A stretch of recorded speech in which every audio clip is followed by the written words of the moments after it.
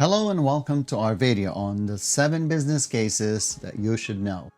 In this video, we'll explore different types of business cases, how to craft a winning business case, and provide real-life examples to help you understand the concepts. Whether you're a business professional, entrepreneur, or a student, this video will help you with valuable insights and practical tips on business case development.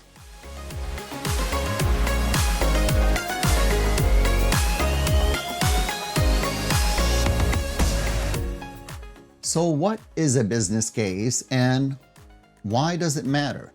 A business case is a written document that outlines a proposed solution to a business problem or opportunity.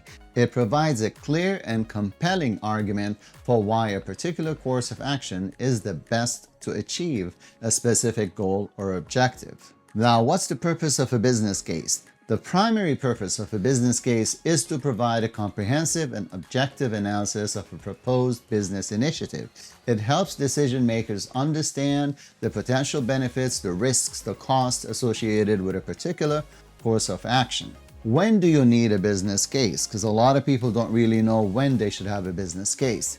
The business case is typically needed in the following situations. If you have a new project or initiative, when a company wants to launch a new project or initiative, a business case would help justify the investment and outlines the expected returns. When you have major capital expenditure, if the company is going to need to make a significant capital expenditure, a business case helps evaluate that potential benefit and risk that you will get out of that initiative. For strategic decision making, if a company needs to make a strategic decision such as entering into a new market or acquiring a new company, a business case will provide a comprehensive analysis of the potential opportunities and the risks, and that way we can weigh them against each other. It is also good for change management. If a company needs to implement significant changes such as restructuring or downsizing, a business case can help you evaluate the potential benefits and risks. When do you not need a business case?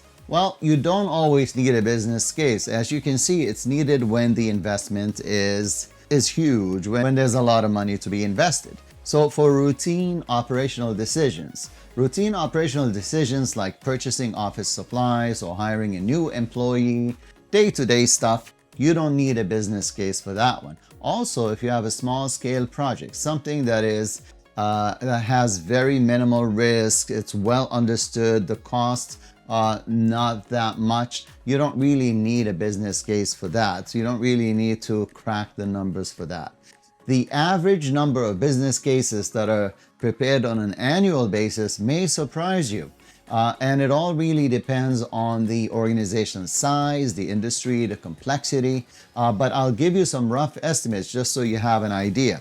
If this was a small organization, let's say less than 100 employees, then maybe 1 to 5 business cases per year could be done. If this was a medium organization, let's say between 100 and 1,000 employees, you probably have 5 to 20 business cases done per year. Larger organizations, let's say 1,000 to 10,000 employees, you probably have 20 to 50 business cases. An enterprise with more than 10,000 employees will probably have anywhere between 50 and 100 business cases per year. So you see, you could be called upon at any point to prepare a business case. Now, if you are called upon, just keep in mind that business cases don't come in one size. There's a variety of, let's say, depth. Not variety, there's a range of depth when it comes to business cases. Some are going to be heavily detailed and some are going to be like very, very high level. So let me just give you a general idea of what you can expect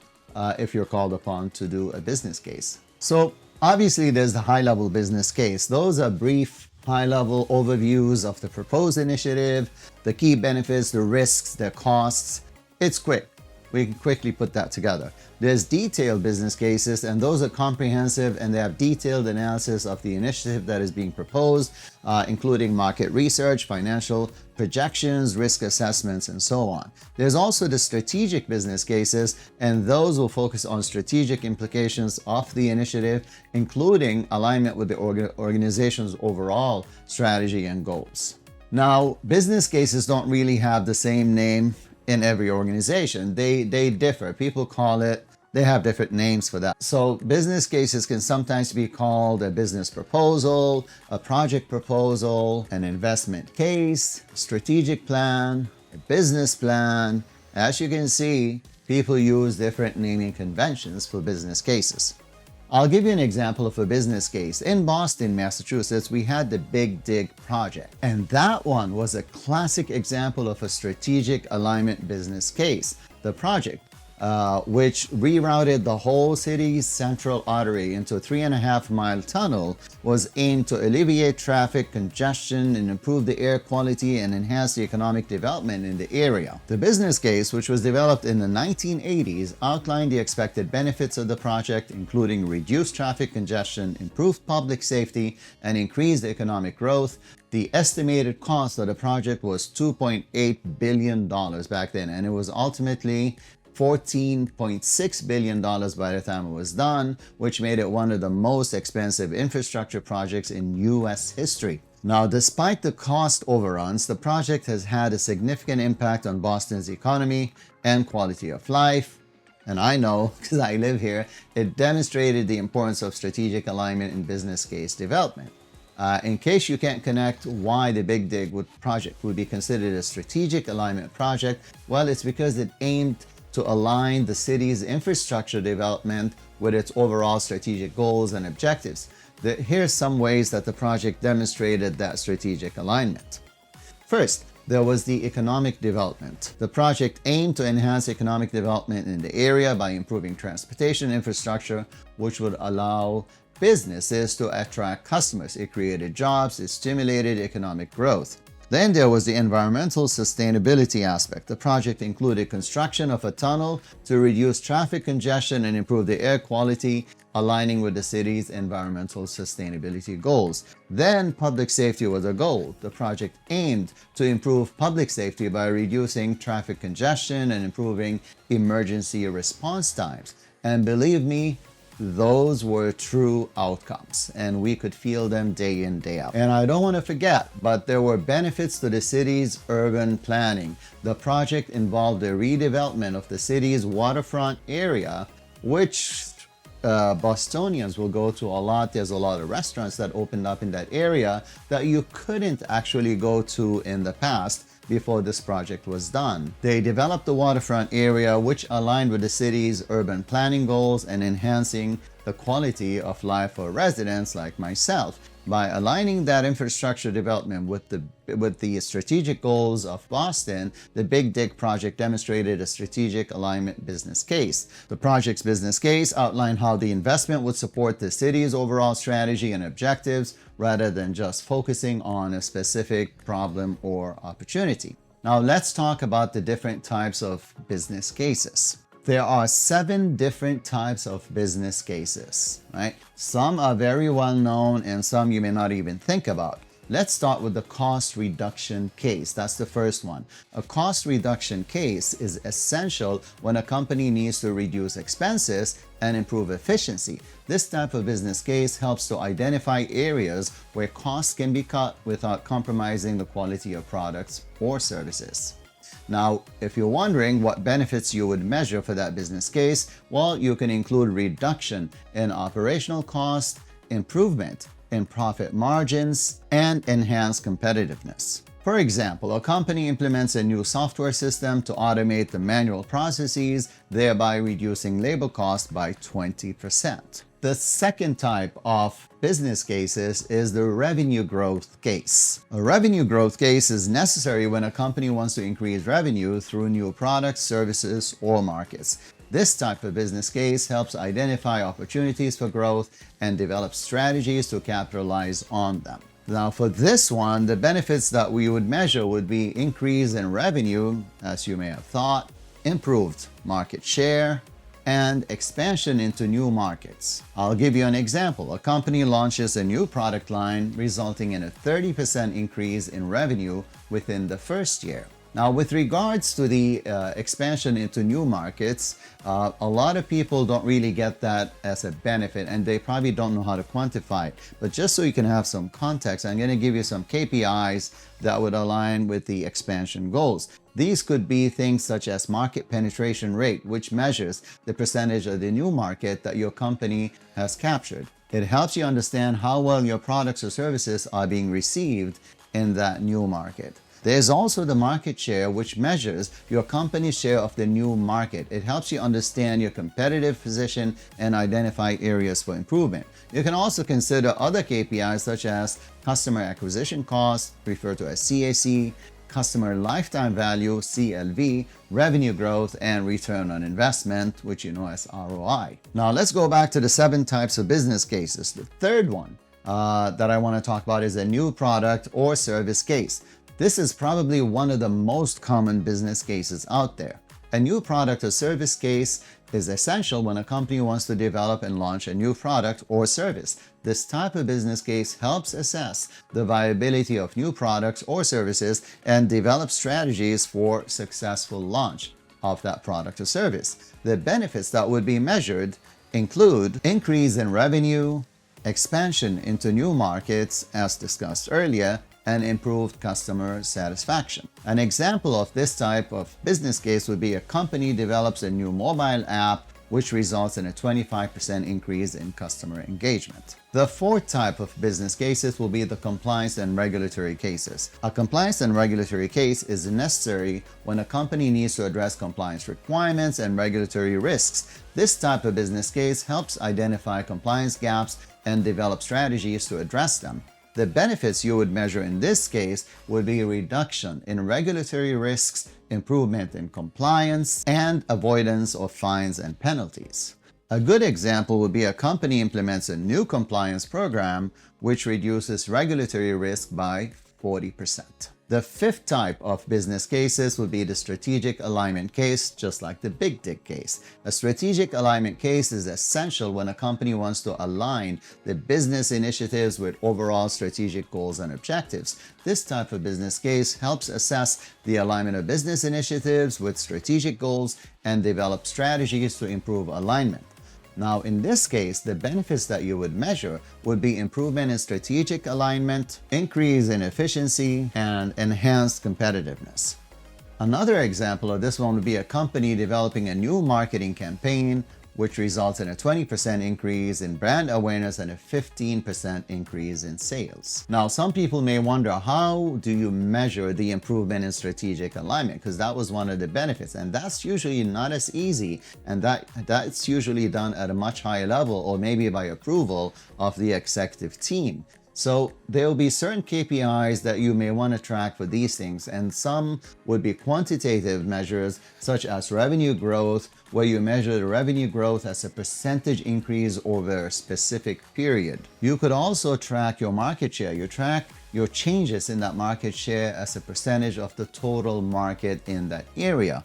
You could also look at customer satisfaction, where you measure it through surveys, net promoter scores, we call them NPS, or other feedback mechanisms. You can also look at return on investment, where you calculate that for the strategic initiatives and projects to ensure that they generate expected returns. We also have qualitative metrics that we could use for this, such as stakeholder feedback, where we collect feedback from stakeholders, including customers, employees, and investors, to gauge their perception of the company's strategic alignment. We could also do competitor analysis to assess the company's strategic positioning and alignment. Finally, you could also do internal audits, and you do these things to assess the company's strategic alignment and identify areas where you could improve. By tracking these KPIs, you can easily measure improvement in strategic alignment and make informed decisions to adjust your strategy and ensure that you have long-term success. Now let's go to the sixth type of business cases, which is the change management case. A change management case would be necessary when a company needs to support organizational change and transformation. And you know, transformational change is a big thing. This type of business case helps assess the impact of change on the organization and develop strategies to manage change effectively. If you're wondering what kind of benefits would be measured, well, you could measure things like improvement in employee engagement, You could also track increase in productivity and reduction in turnover.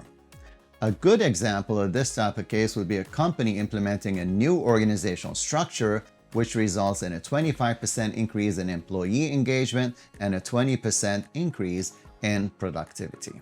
The seventh and final type of business case is the sustainability and social impact case. A sustainability and social impact case would be essential when a company wants to demonstrate the environmental and social impact of business initiatives. This type of business case helps assess the sustainability and social impact of the initiative and develop strategies to improve sustainability and social impact overall. What sorts of benefits would we measure for this one?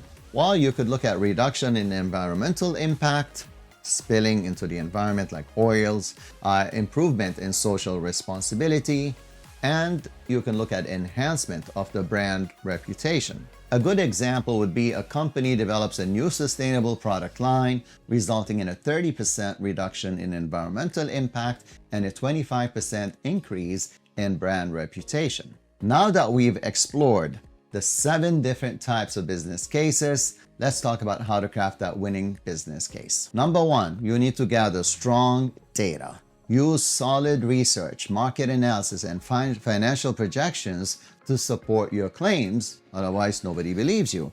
Articulate your objectives, define specific, measurable, achievable, relevant, and time-bound goals for the project. SMART. Objective SMART goals. Highlight the quantifiable benefits. Demonstrate that there is a true financial return on investment, that there will be increased efficiency and improved customer satisfaction. Also, identify and address potential risks. Acknowledge that there are potential risks associated with the proposed solution and outline your mitigation strategies. Also, develop a realistic implementation plan. Your management wants to know when things are going to happen. Outline the steps required to implement the solution, including timelines, resources, and responsibilities. Present a clear cost-benefit analysis. Compare the estimated cost of implementing the solution with the potential benefits. Finally, tailor your business case to your audience. Consider the specific needs and interests of your audience when presenting the business case. If you want to know more about how to write a business case, I have a video that is 100% focused on that. So just look through my channel for a video called How to Write Business Cases. Now that you can write a business case, you need to know how to present it. So we got to talk about what would be the best approach for you, or not the best approach, let's say the most effective way to present your business case. And number 1 is to clearly define the problem. Start by outlining specific challenges or opportunities that your business case aims to address. Then craft a compelling solution. Present a clear, concise solution that directly addresses that problem that you mentioned in the first step. Then highlight the tangible benefits. Quantify, if you can, the potential benefits of your business case, demonstrating its value proposition. People listen to numbers. Then present a robust cost-benefit analysis. Compare the estimated cost of implementing your solution with the potential benefits so they will believe you. Then address potential risks, because people will always have doubts. If it's not risk, think about challenges that will be associated with your proposed solution, and then tell them what your mitigation strategies are.